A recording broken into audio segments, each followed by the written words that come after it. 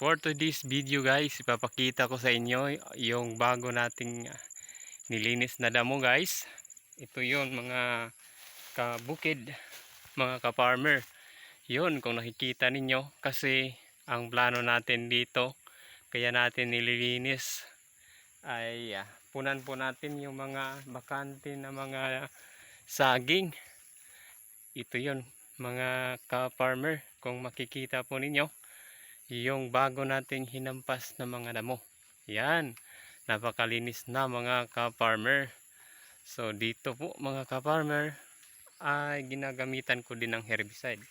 Yan kasi dyan banda ay kaka-open lang natin, kaya ayan, matagal na rin kasi mga ka-farmer na hindi natin nalinis dyan banda.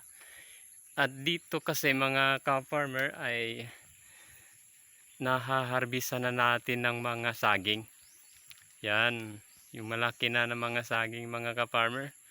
So yun, dinadala natin sa market kasi mas maganda mga ka-farmer yung direct selling kasi hindi tayo namumura. Mas mahal yung kinikita natin mga ka-farmer kapag direct selling yung ginawa natin sa ating produkto. Kung baga mga ka-farmer, hindi na dumadaan sa mga ahente. Yan, lansones yan mga ka-farmer. Yan. So, ngayon mga ka-farmer, pupunta tayo sa itaas.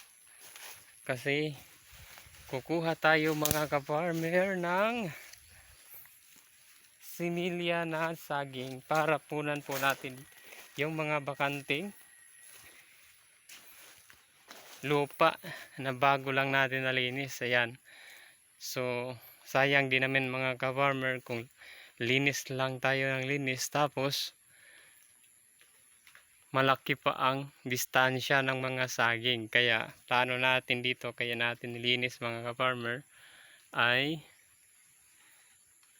ating taniman ng mga saging. So yan mga ka-farmer, marami ng mga patay na dahon ng saging.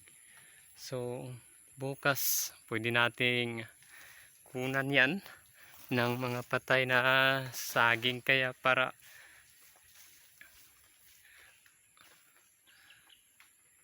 malinis na rin. Yan. So pasensya na kayo mga ka-farmer kasi kakasimula lang natin dito sa ating pagbibideo, pagbablog mga ka-farmer. Kasi sa palagay ko mga ka-farmer, masaya din naman na magbibideo tayo sa ating trabaho. So araw-araw na tayo, gagawa tayo ng mga content mga ka-farmer para makita natin yung development o yung progress mga ka-farmer sa ating lupa. Yan.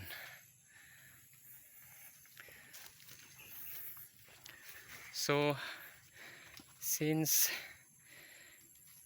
natapos na tayo maglinis mga ka-farmer, simulan na natin kumuha ng mga similyan na saging para ipuno natin dyan sa mga malinis na. So hanggang dito lang muna mga ka-farmer. Thank you for watching. And babu, see you next video mga ka-farmer.